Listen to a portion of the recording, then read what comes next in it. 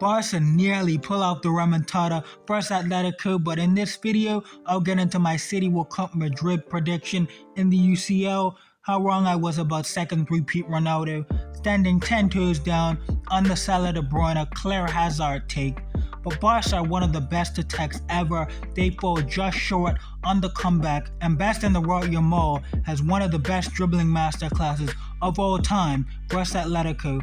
On par with second leg Inter stuff. And bar Messi, I consider Yamal in the dribbling tier with Hazard, Neymar, Zidane, Dino, and every dribbler I've seen. I haven't went back to watch Maradona, but man, Yamal, ridiculous stuff. And Barca have the best attack in the world. They can put up 6 goals across 2 games and a crazy near comeback versus Inter, always making comebacks in El Clásicos for the cocky Madrid fans that want to talk, and then a near comeback today. This attack can turn up so easily in a way that very few attacks ever could. The only element missing is a box threat, where if they have a box threat, maybe they do complete the comeback today. But Madrid fans, shut your mouth. You were knocked out of this same competition, Copa del Rey, by a second division team like a month ago.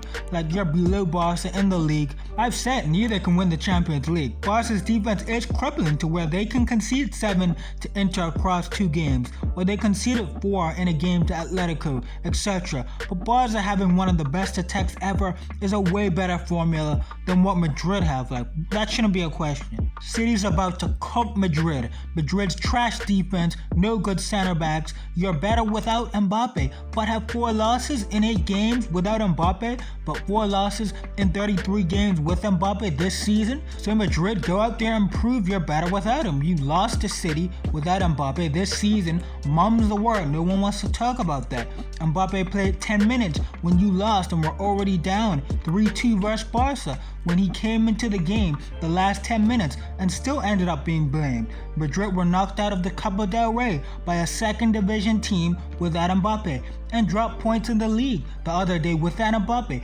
within an 8-game stretch. Let's see if the better version of this team can beat a good City team without Mbappé. Let's criticize Mbappé for clearly playing on a knee injury when he was trash versus Benfica and in the recent games, and act like he hasn't been playing injured though. Let's act like the team hasn't performed better with Mbappé. With Mbappé at PSG, they were literally hitting the post 6 times in a single tie versus Dortmund for being in the Champions League final versus Madrid the year before Kylian left, and PSG won it the next year without him. Like, mum's the word about that though.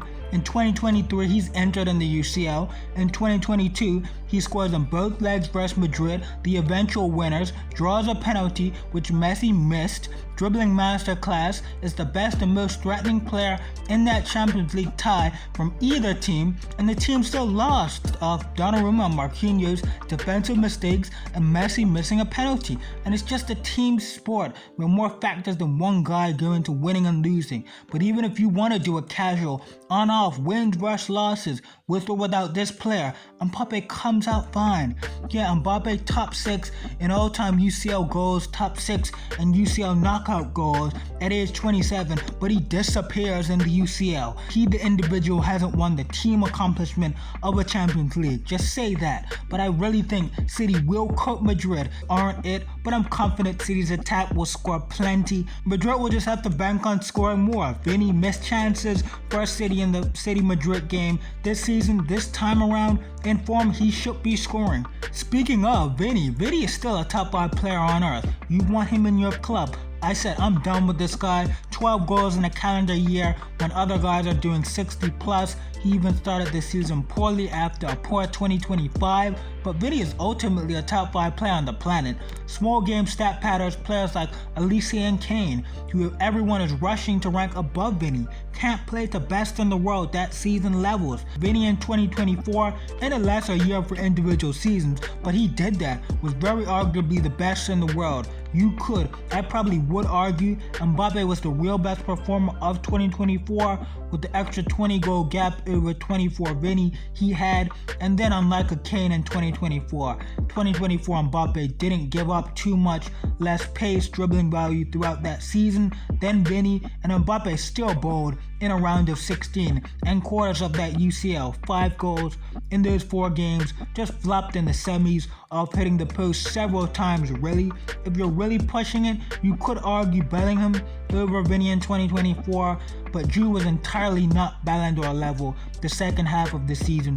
In a way, Mbappé and Vini were just more consistent, but Vini was right there in 2024 for the best player of the season, had clearly the best Champions League campaign, and in the big games, semi-final versus Bayern, masterclass, UCL final, Dortmund, masterclass, Super Cup final versus Barca, hat-trick. 2022 to 24, Vini is a top 10 Champions League 3-year peak since the turn of the century, 2000 I've seen, and having a bad 2025, bad start to 2026. For a while now, he's dropped for Brazil, so the lows can be low, but the big game ceiling, I have to bet on that, especially the form Vini Jr. has reached as of late. We finally got 10 times more Vini back to that special Ballon d'Or level, the league level, the Benfica performances as of late, just special stuff, and hopefully this can continue versus City. Madrid need him to be firing on all cylinders. Consistency has been the biggest problem. From 22 to 24, he was consistent enough.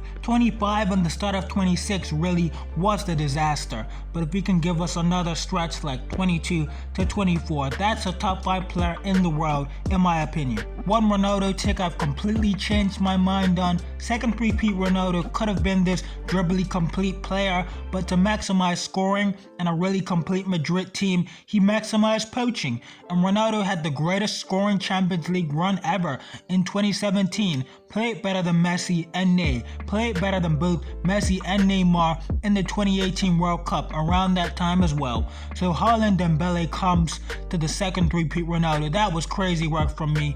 I never compared him to Lewandowski, who I think is a level below even the Haaland Salah level.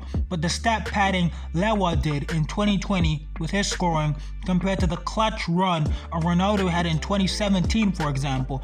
When I say 17 Ronaldo is the best scoring Champions League run ever, it's the clutch and when the goals came, how meaningful they were, and not just a raw who scored the most, because that makes a Lewa run look remotely close to 17 Ronaldo when it was not.